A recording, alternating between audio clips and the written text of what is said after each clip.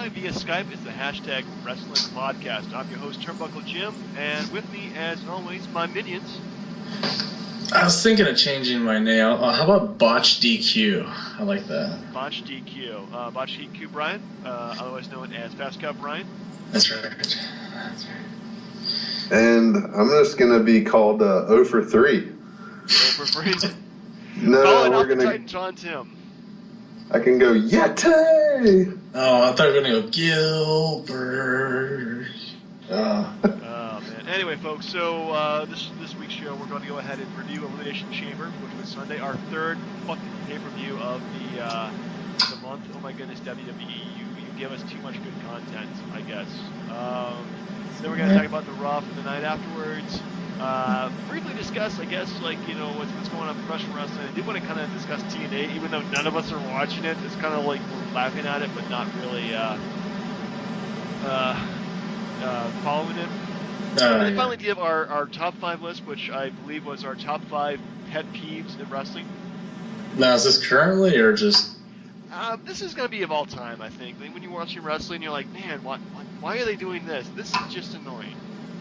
Yeah, I think we could get one of those easily from the main event of Elimination Chamber. Yeah, I think so too. But we'll talk about that. I mean, that was I know what you're talking about. It's probably my top 10, but didn't make it to my top 5. Anyway, folks, let's get started. We actually did our picks last week, and they changed like one thing for the pay-per-view, which is the Intercontinental title match. They inserted Mark. Well, we'll get to that in a second. But anyway, so we're just going to go down match by match, who our picks were, who got what right and who got what wrong, and then I guess we'll talk about the quality of the matches, folks. Are you sure you want to go through who got what right? Yeah. So anyway, the first match we have Elimination Chamber match, which was the first ever tag team Elimination Chamber match. We have the New Day defeated the Lucha Dragons, Tyson Kidd, Cesaro, the Primetime Players, the Ascension, and Los Matadores. Brian, you got this one right out of your first pick, actually. So congratulations. In fact, it was your only pick because you were that confident. Yeah, I'll tell you this, man. Like, I thought they were annoying, but they won me over. They're so annoying that I like them now. Yeah, like, I can't. Like, the New Day is great. I'm with you too, man. I'm loving the New Day as these cocky, pretentious heels. I'm loving it. I'm loving the whole like clapping. I'm loving the whole trying to get New Day chance going, but every chance New Day sucks. I'm on board too. I'm liking it. What do you think about the New Day, Tim? No, New Day sucks. Oh, fine. Getting you a New Day T-shirt for your birthday then. Yeah, no. I don't like them as far as, what they do to me personally, but as a heel, they are great. I do appreciate a good heel. So you do love to hate them? Yeah, I love to hate them. Yeah. So what about this match itself? I mean, it was very experimental. This is the first time they ever did a tag team Elimination Chamber match. It could have really been a clusterfuck in every sense of the word, but I think everybody kind of stayed on page. They eliminated teams when they needed to, had some good moments, had some bad ones, especially Listo falling from the top of the cage onto everybody who was just waiting for him. Yeah. But overall, I really enjoyed this match, and I thought it could have been a match of the night except for one other match. Tim, what do you think of the match overall? Surprisingly, it was fun to watch. I actually enjoyed. We'll get to the rest of it later, but I enjoyed this pay-per-view all the way around. Other than my record, we'll get to that later too. But I will say that the New Day was pinned. The referee just didn't see it. So technically, Primetime Players should have won. But anyway, that's just my 2 cents. Yeah, fact. Brian, what are your 2 cents on this match? I was a big fan of it, and one of the things that you got to look for is not only like who lost, but like when they lost. And you notice how like the Primetime Players were the last ones, like over Cesaro and Kidd. So it seems like they're the ones that are going to get the better push now, I suppose. Yeah, the eliminations work were kind of interesting. The first up was Los Matadores, obviously got eliminated by the Ascension, and then the Lucha Dragons were also eliminated by the Ascension pretty quick in a row, which I really like because I'm hoping the Ascension gets that push. It looks like they're finally going there slowly. Yeah, the primetime players, they're getting a bit of a push too. I don't think they really have been given an opportunity yet to shine in the WWE, so I'm hoping that these two hard-working guys actually do it. Now, just if you guys can help me keep tabs of this, like for the end of the pay-per-view. But as far as this match goes, how many NXT guys are in this match? Let's see here. Los Matadores, I don't think were NXT. Lucha Dragons were. Ascension were. Tyson Kidd was. Cesaro, I think he was here, but he wasn't actually a performer. Okay. Players, I don't know if they did or not. Tyson Neal had a quick run there. Xavier Woods. Or Ezekiel Young. Well, okay, how about within the last 6 months or so? 6 months. Let's see here. Last 6 months. 5 or 6 guys. Yeah, so I'm saying it's going to be a contending trend throughout the entire pay-per-view. It's just you can tell the future literally is now, whether people see it or not. Oh yeah, NXT has been huge for getting these guys over easily and putting them on camera without actually risking too much. So yeah, that's what I'm loving me some NXT these days. Anyway, moving on, we have next up Nikki Bella defeated Paige and Naomi to retain her Divas Championship. The winner was correctly picked by... Oh, thank you. Brian, who had that. So actually, we're at the point right now. Brian scored 3 points. He's got 2 from the tag team match. I have 1 point because my second pick, the New Day, won. Tim, kind of got 0.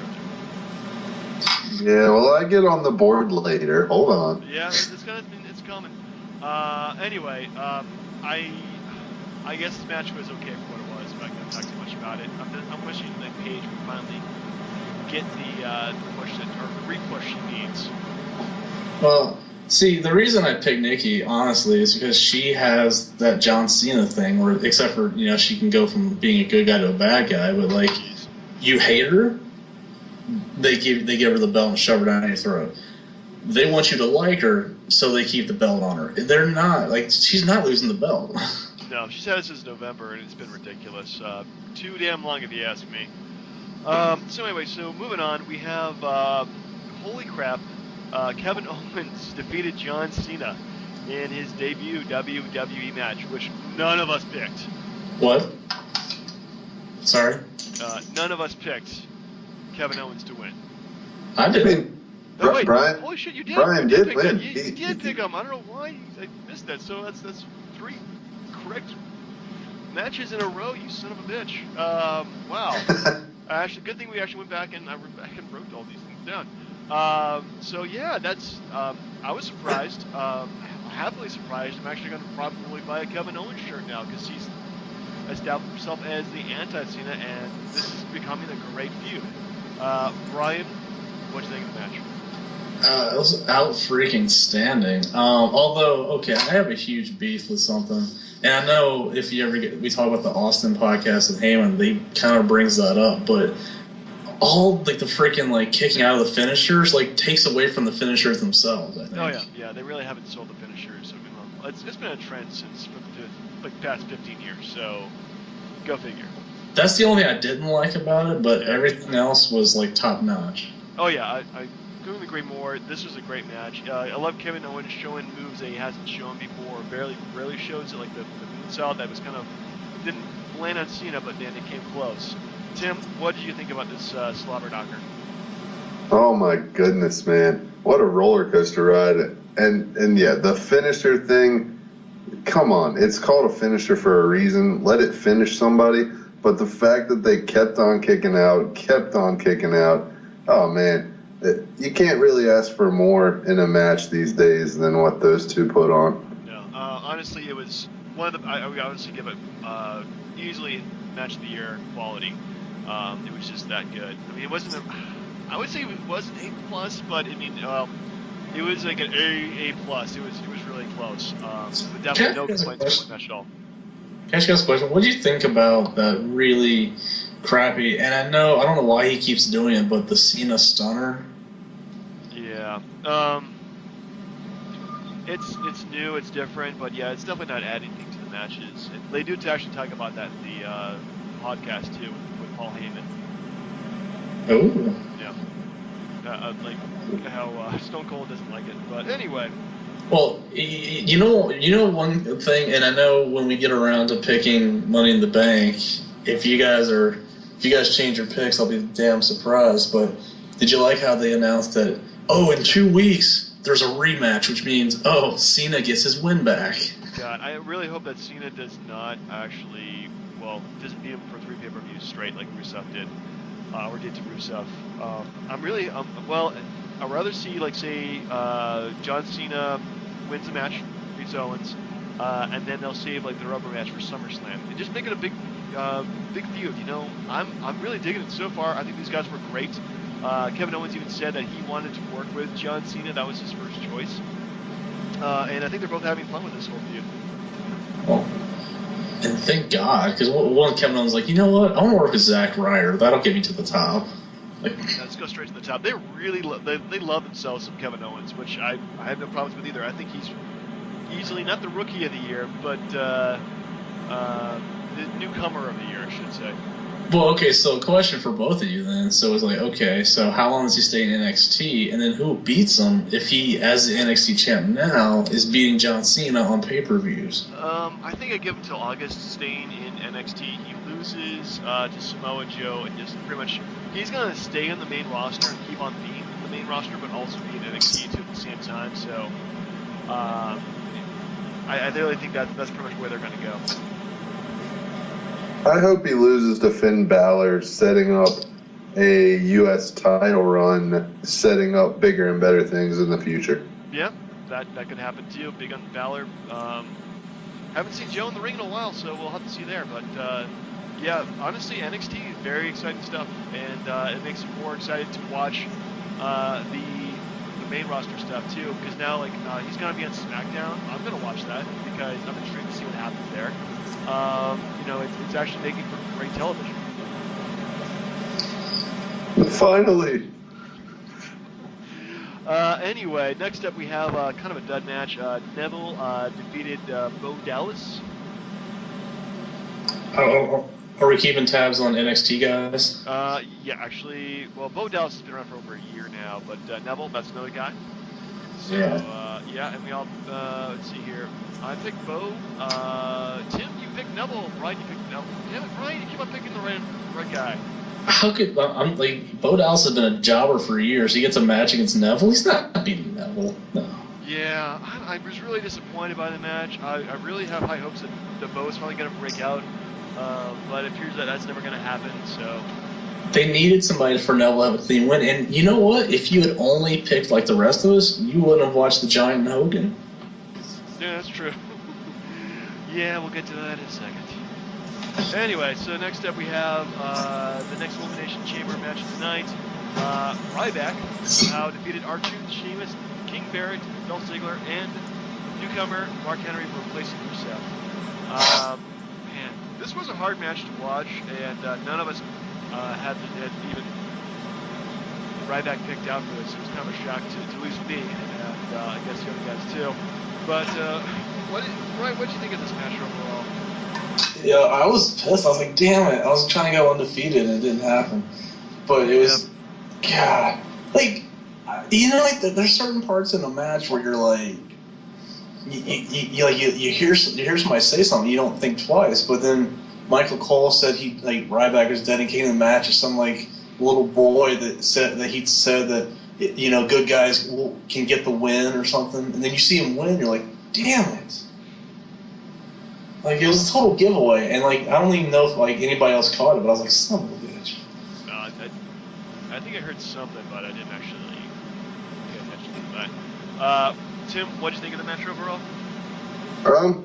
Good match. Definitely caught me out of nowhere. Now that you think about it, I did catch when he was talking about, you know, pre-match, saying, you know, his speech was great and all this, and then when you think about it, too, he was the only one in there that wasn't, like, rivaling with somebody else at the time. His last rival was with Bray Wyatt, who wasn't in the match.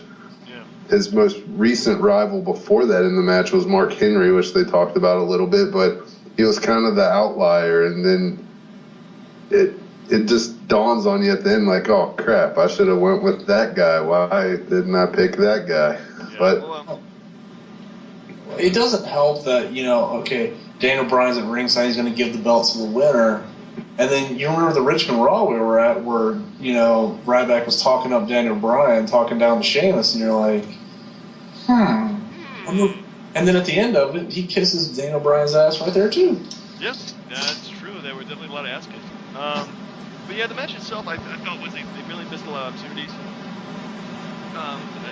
It just seemed like it was kind of a crappy Elimination Chamber match overall. It just didn't have that kind of drama to it that other matches had. Well, I thought the Sheamus thing where he kind of he trapped himself in the pod was pretty good. Yeah, that was weak sauce. Anyway, so we're coming up to our main event, which is Dean Ambrose defeated Seth Rollins via DQ. He didn't win the title, but damn sure he's got to keep the belt. Literally, just keep the belt and hang on to it. I thought this was an excellent match. I actually like the ending. I mean, they keep Seth Rollins as champion, but also we have that Dean Ambrose gets over to having the win. Well, I mean, it was a crappy win, but still, I mean, he keeps the belt, and that has been interesting, at least for Raw. But Brian, what do you think of the match and the ending? Good match, but the ending sucked. Like, how many times have you ever seen a referee get knocked out, and then he magically wakes up and does the pinfall? Like, what do you freaking do? He got hit by Rollins. It doesn't mean to disqualify him. It was a terrible way to end that match. It really was. Not a big fan of the ending, but big fan of these two guys, so what can you say? Tim, what are your thoughts? Well, we got to break this down for the audience here, because me and you, we were tied all night long. We were tied for the Sacco, and we had to pick on how it ended last week. I said DQ in the podcast, but I picked pinfall for the night. He won by pinfall, then he won by DQ. It was such a crazy swerve ending, and I'm with Brian. I don't like the ref getting knocked out. Another ref runs in, makes the pinfall. The other ref wakes up, reverses the call. It's just a bunch of crap. The crowd reacted great when Ambrose won. I think they should have kept that and then did the rematch if they wanted Rollins to get it back later. Yeah. But overall, good match, crappy ending. Agreed. In the ending was this complete dusty finish where they totally swerved the audience. But yeah, I was not I love the moment he won. Everybody went insane. He is stupid over right now. Like, they really need to put the belt on him. But unfortunately, booking is booking, and maybe that builds for a bigger and better match. So we'll have to see. Hopefully they'll keep the momentum on Dean Ambrose. Let him actually, be in the main event constantly. Give him that title. I don't see why you should give him the belt. He's clearly, fans love him. Even for like a little bit, you could definitely have a decent title run for a few months. But anyway, let's go with our final score. So that was you of course got this right, Tim. Brian got it wrong, but we're tied 2-2. To be fair, we'll go ahead and our punishment was watching the Hulk Hogan versus Giant match from Halloween Havoc 96. 95. 95? Oh, that's right, it's 95. That's right, 96 was Hogan versus Savage. And also the monster truck match they had before. So we'll be doing that next week for the podcast. Because there's no pay-per-view next week. Thank goodness. It actually gives us a break. So I think we're all letter score. Tim, what would you give this overall? I'm going to give it a B+ because there were some points that could have been a little better. And Dean Ambrose, yes, he is crazy over, like you said. They should put a title on him, but he needs to learn a few more moves because that bounce-back clothesline, by God, if I have to see it 5 times in one match ever again, I probably will not watch WWE for the rest of my life.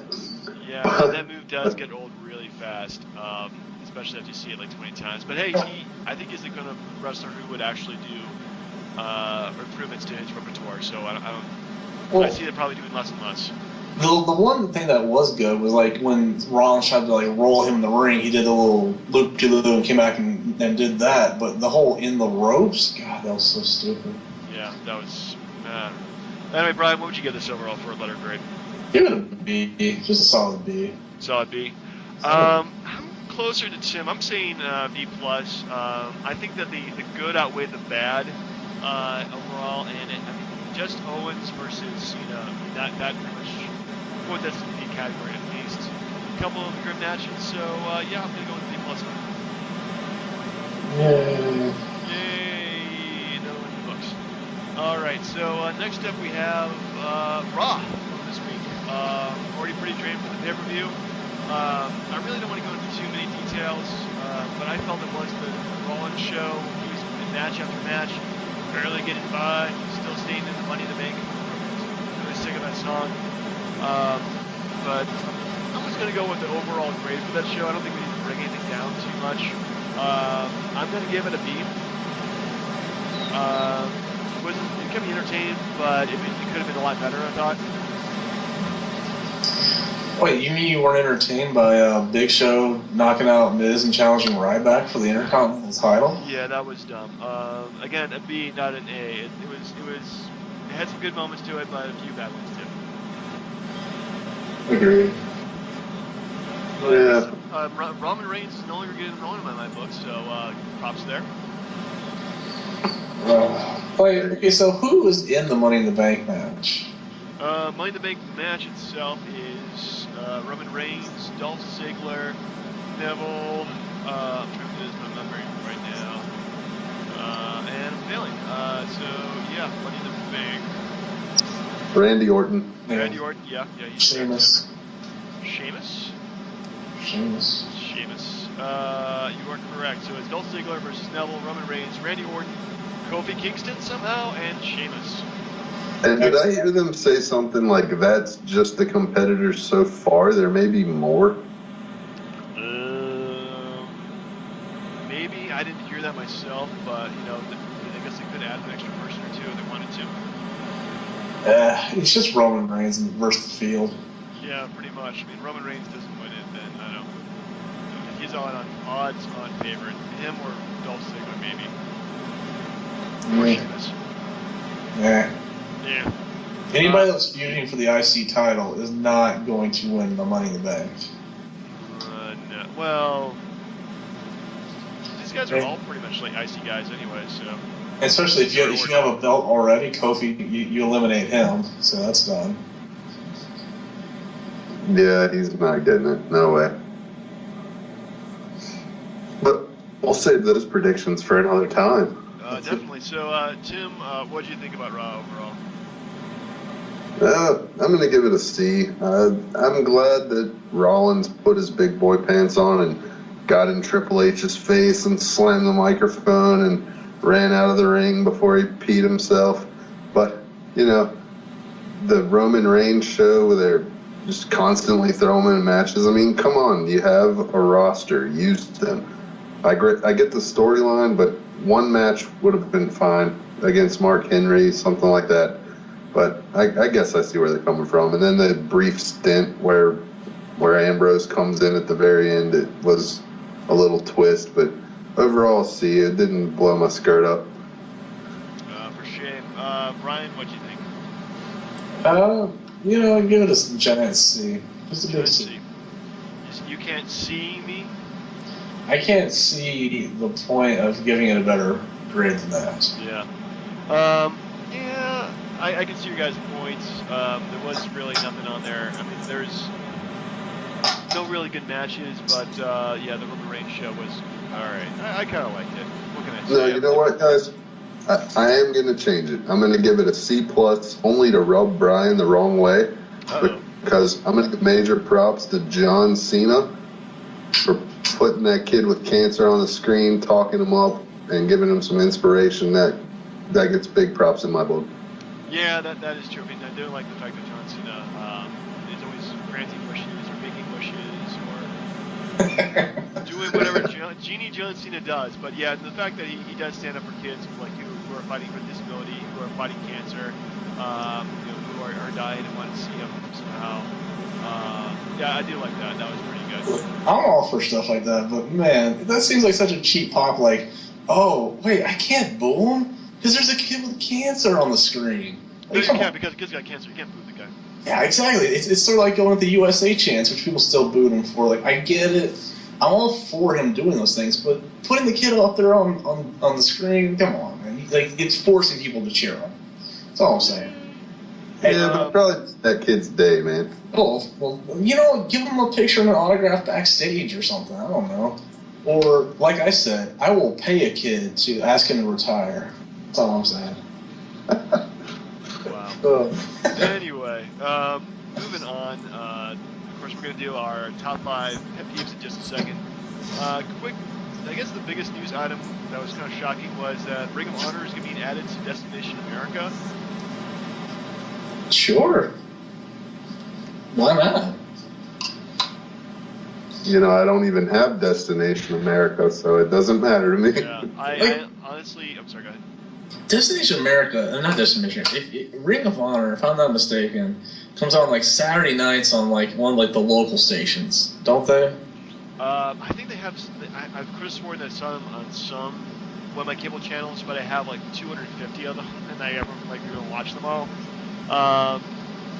Yeah, I mean they think they had a really like small market, but I mean they're maybe adding 500,000 viewers if that. And look, I feel bad for crapping on these like brands and all that, but let's be honest.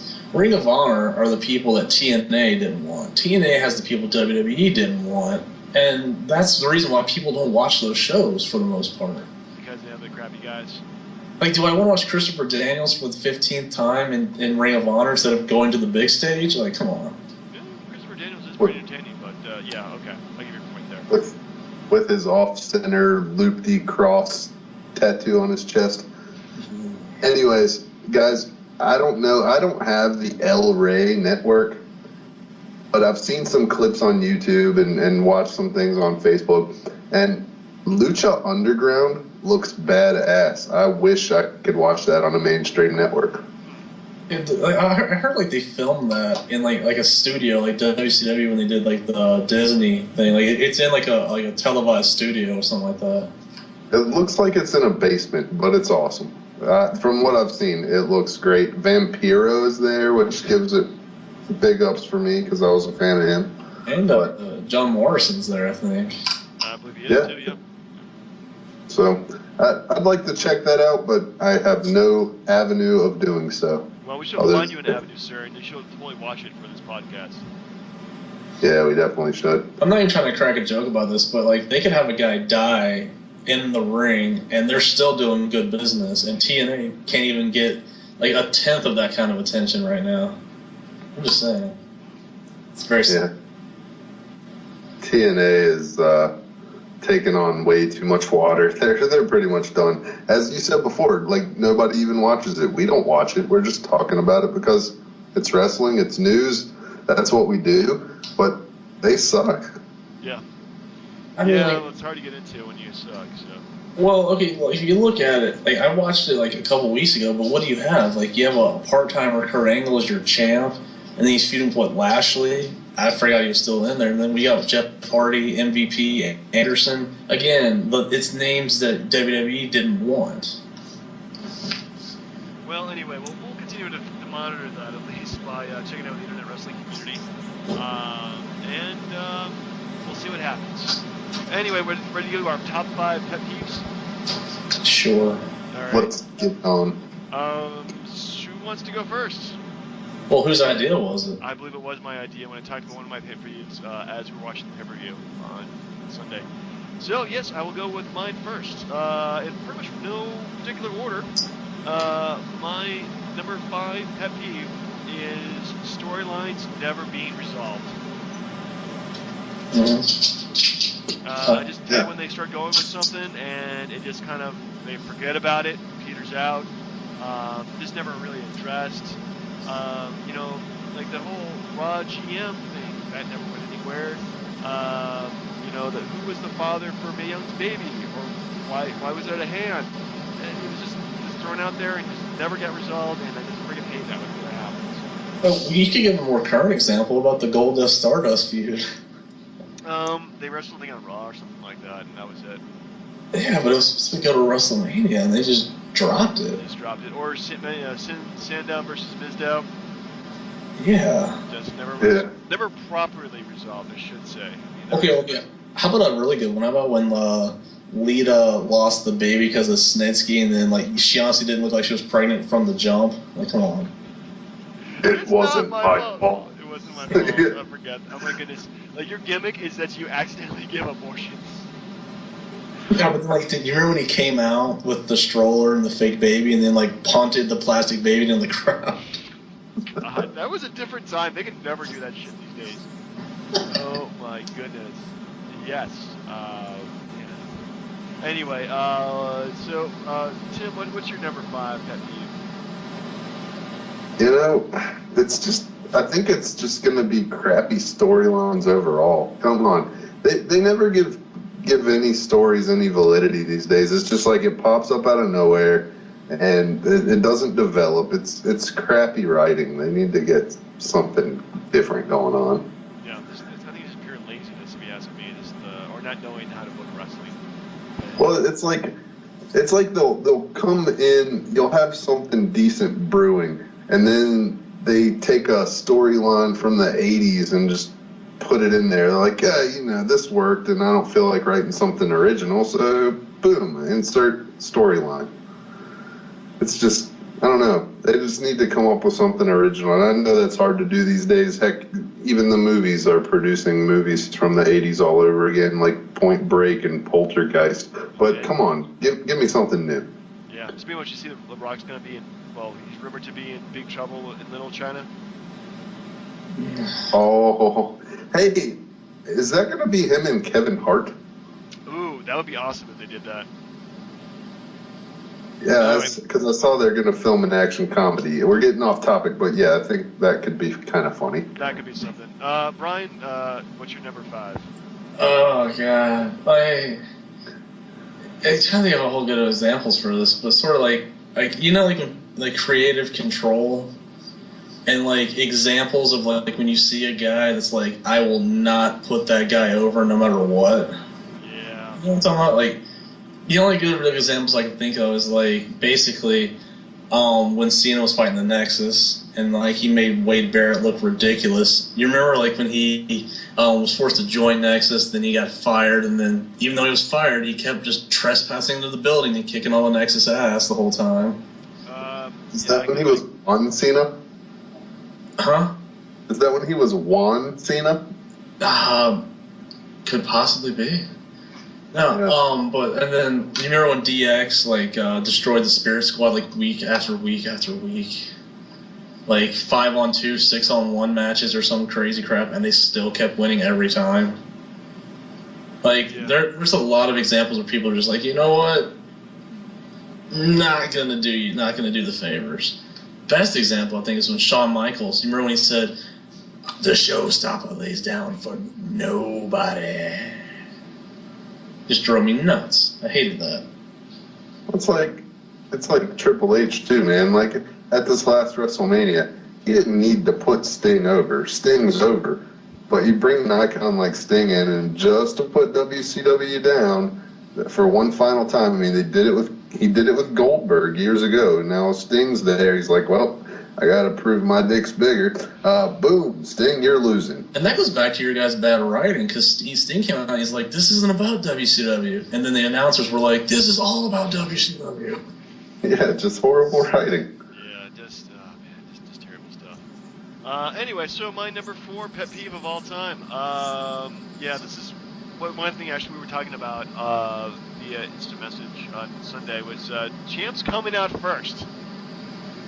Honestly, the champ always should come out second, the challenger first. Was it so hard to do that? I mean, I don't know, why they want to put, the most over guy first or alphabetical order, but always the champ, if the guy's got the belt, he always comes out last because he's the champ, goddammit.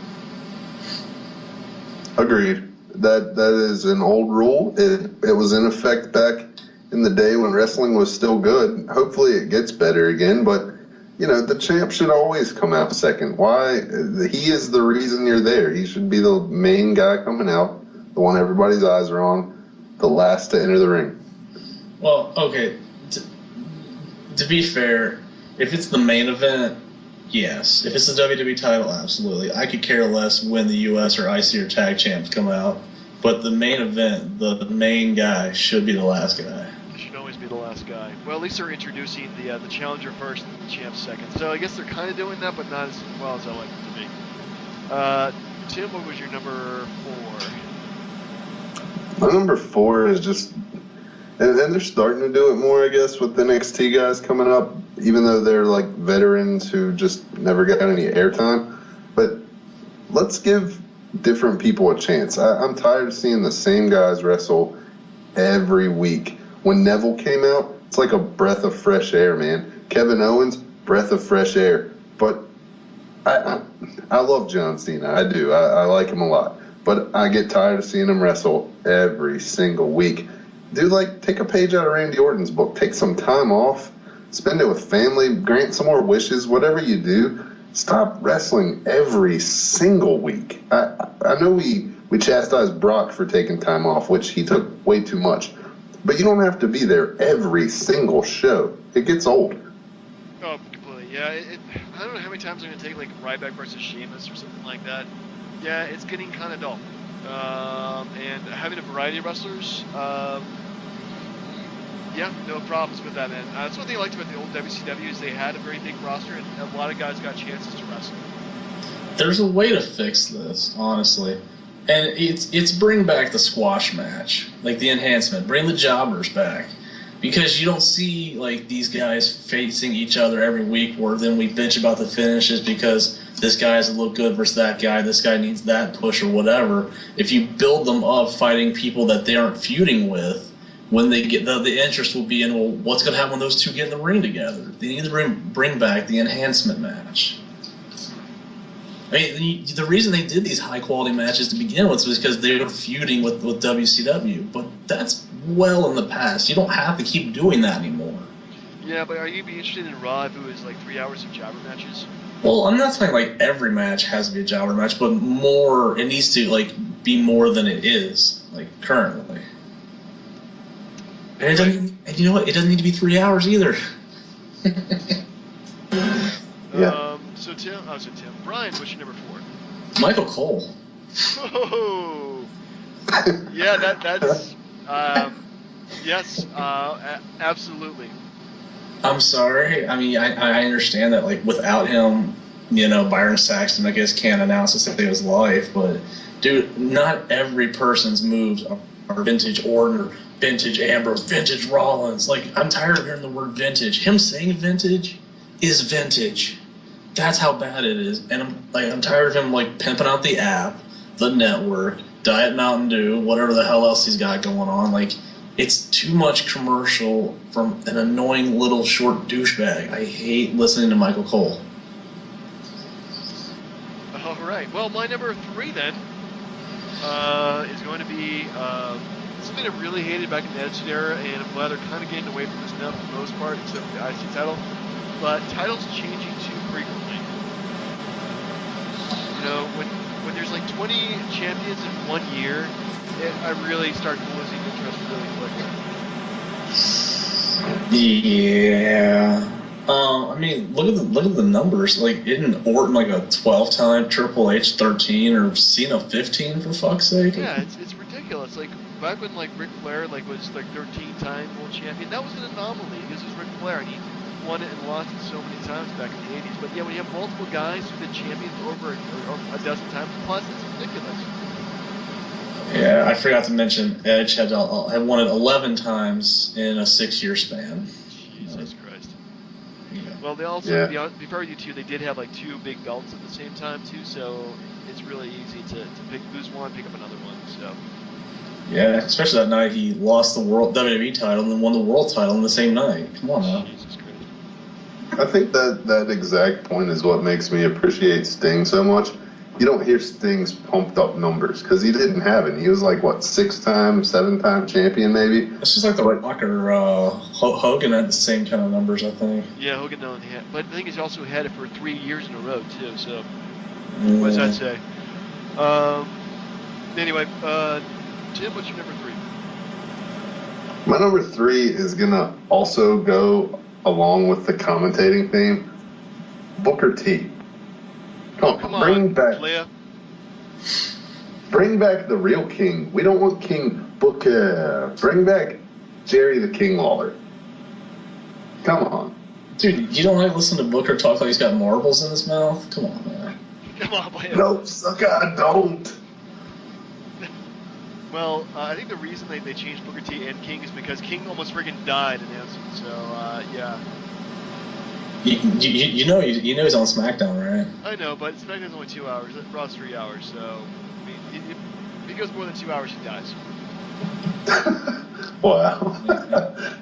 Okay, that's still my number 3, though. All right, so where are we at now? Brian's at your number 3. Yeah.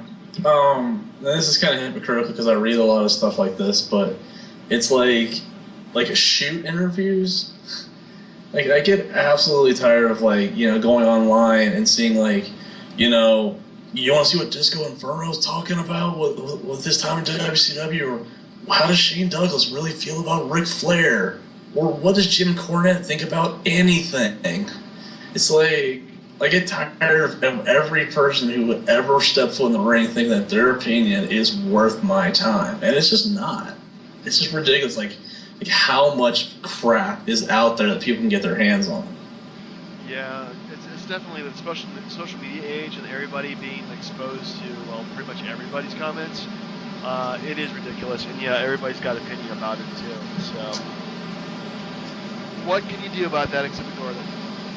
Yep, exactly. All right, so my number 2 is actually kind of going back to my number 3. Is titles changing?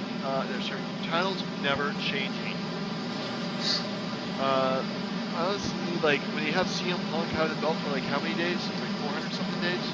Mm-hmm. You know, when he finally lost it to The Rock, it's like, well, that was it. You know, it wasn't like a big match or anything like that. I mean, it just had to happen eventually, and the only thing you're doing is just really setting something up for disappointment.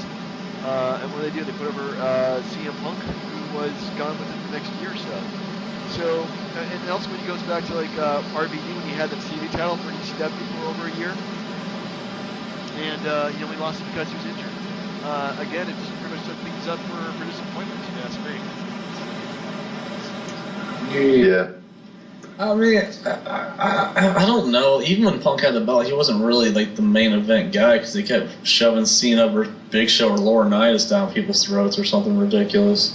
Yeah.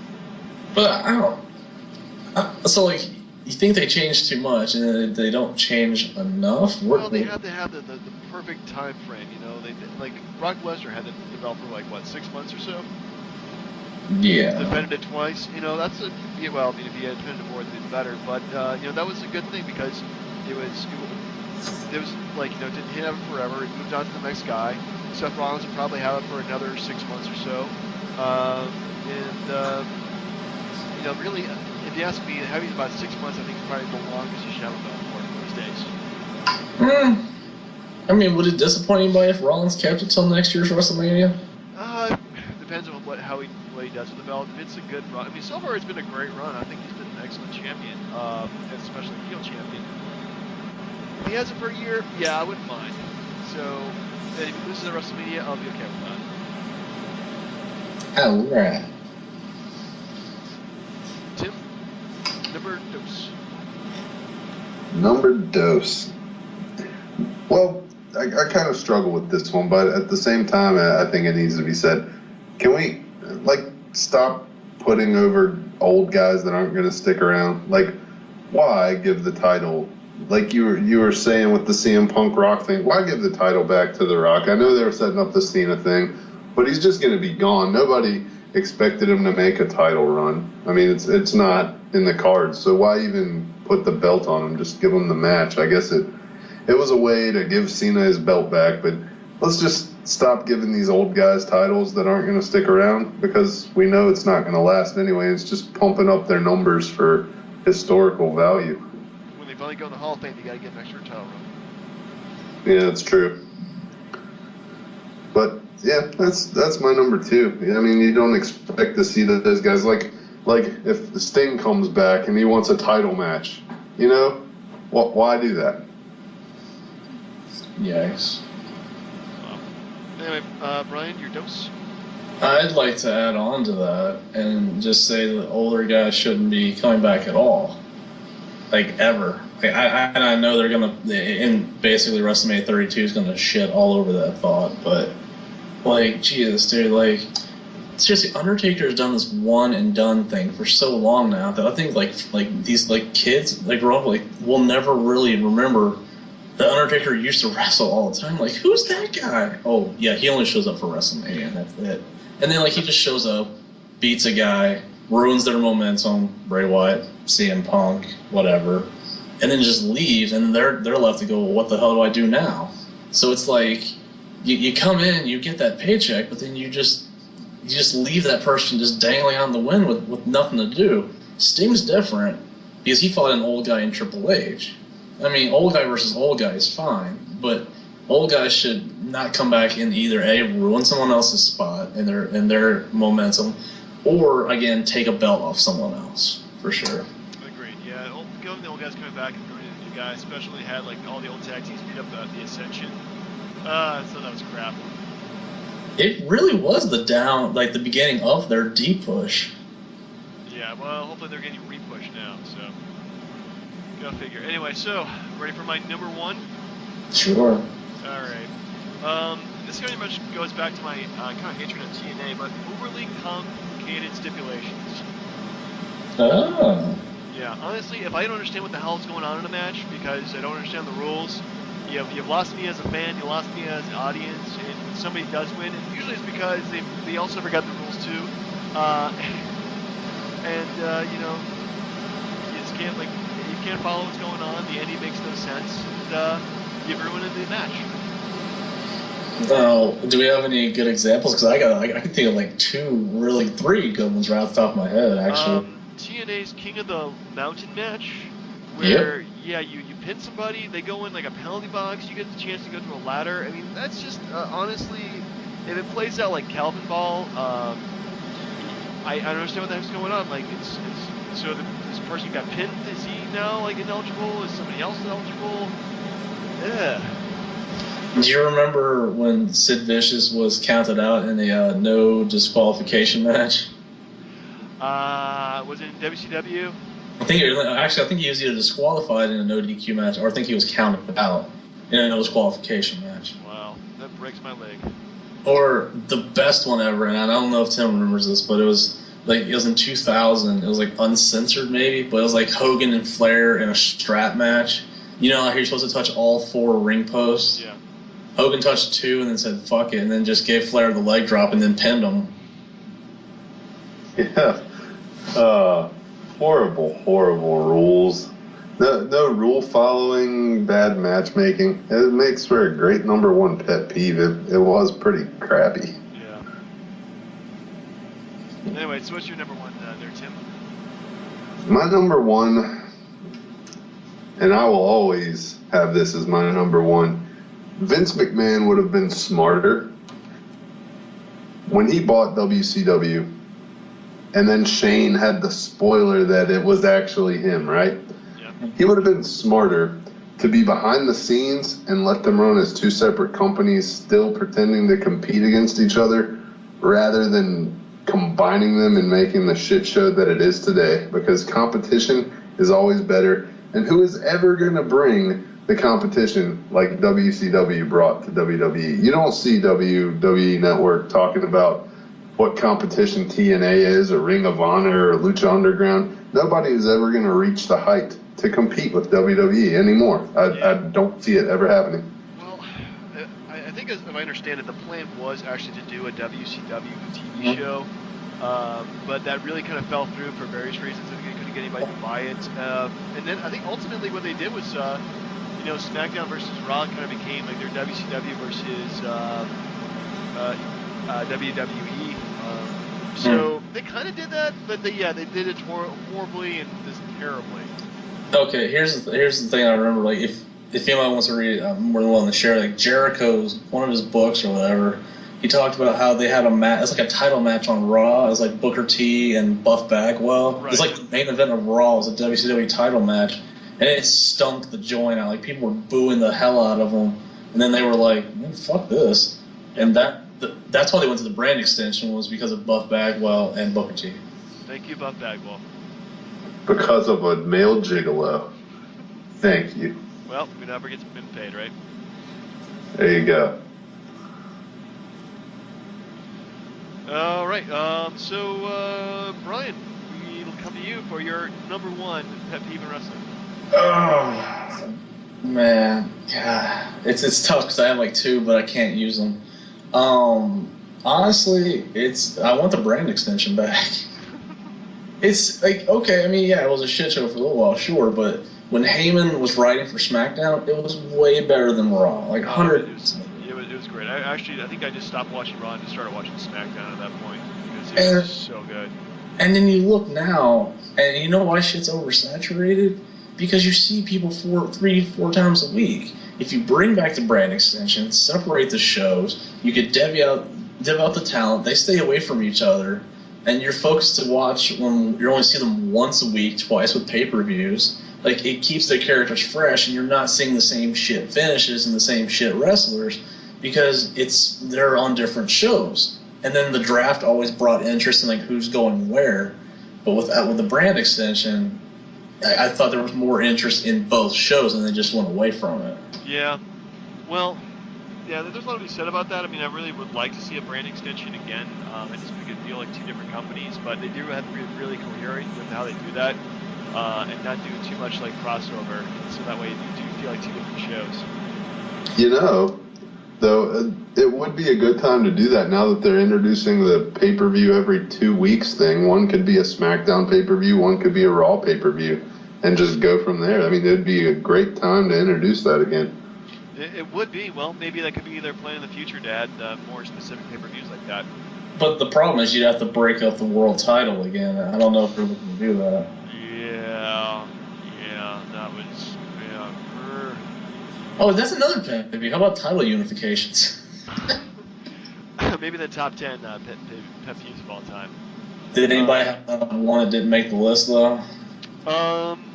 Anyone mind that didn't make the list? Let's see here. I probably, if I think about it, I got tons of pet peeves with things about wrestling that I just don't like. But yeah, nothing that really comes to mind that would make like number 6 or anything like that. Mine, I think the only one mine would have been is instead of coming out and having the 20-minute monologue before each show, can we just have old school wrestling and go back to the old behind-the-scenes Mean Gene Okerlund interviews where they're shooting on each other? I mean, let's go back to that. That was what wrestling was all about back in the day. Yeah, I kind of miss those guys hanging out. Yeah, I think another good one would have been Triple H. Just Triple H. Just Triple H in general. Find me a DVD or a 7-Eleven cup or something that doesn't have his stupid face on it still today, and he's not even an active wrestler. Like, Agreed. Oh, yeah. Anyway, so we do have a top 5 list for next week, guys. Top 5 reasons we hate Triple H? I don't know. Oh, God, that would be... Well, okay. Tell you what, we'll each give each other a wrestler, and we have the top 5 reasons for hating somebody. Actually, you know what? That's a terrible, horrible... We should be less negative. We did a negative list, let's do a positive list. Alright. Are we still giving out wrestlers, or what? I hate to do like a whole watch this member of matches for this wrestler because I'll totally forget it for the next week. I am happy with. I know one I got for one of you if you want it. Yeah, which one you got for us? Find 5 good things about the last year that WCW was still around. I didn't watch it in the last year, pretty much. Oh man, I'm talking like when Booker had the belt and when they started bringing in like Shane Helms and all those guys and. Yeah, Are you trying to make a top 5 list or a new punishment, man? Come on. No, that's be really hard. Oh come on, you didn't think Kidman versus Hogan was great? Oh God, I think it was great. Ooh, that's a punishment match. All right. So we gotta do a top 5. Let's do it. Brian, you each assign us a wrestler, and we'll do a top 5 reasons why I really like this wrestler. And it cannot be Even ironic. Hey, I can't what? It can't be ironic. We got to give somebody we really do like. So, okay, well, somebody that okay. All right, I'll give Tim this one. I'll give him DDP. Okay, I can do that. I think that would work. And I think for you, Jim, I think Bret Hart would be a good one. Bret Hart. Okay, that would be that's a good one. I like this Jim? Bret Hart. Jim, I think you ought to assign Brian his wrestler. John Cena. No, I'm not gonna do John Cena. Let's see here. How about I give you Sting? Top 5 things you like about Sting. Fair enough. Yeah, Sting because we already did one WCW guy. Actually, they're all WCW at one point. Anyway, so pay-per-view for next week. Let's just do an ECW pay-per-view. We haven't done one of those in a while. Ooh, like does anybody remember the one that where like Taz fights Bigelow and then he like goes through the ring? Didn't we already do that one? I don't think so. I'm not sure. It sounds like we did. The one was in Ashbury Park. Taz versus Bam Bigelow. It's like Living Dangerously or Yeah, Living Dangerously in '98. I don't think we've done that one. Even though I think I've seen the match like 100 times because it's freaking awesome. Yeah, let's do Living Dangerously in '98 and go from there. Sounds good. Or was it Huey 98? Was it Huey 98? We'll figure it out. Well, let me just double check next year because it It will like be a ECW pay-per-view. It'll be a ECW pay-per-view. Good enough for me. So, and in the meantime, we'll also be watching Monster Trucks and Hogan versus Giant Wrestler. I watched that today in anticipation for this podcast, so I'll remember its horribleness for next week. It's fine. Oh, goody. Anyway, for the hashtag Wrestling Podcast, I'm Turnbuckle Jim. I'm gonna go back to Fast Count. I'll keep that. And I was gonna be the Yeti, but I guess I'll stay Titantron for another week. We'll see you next week, folks. Yeah.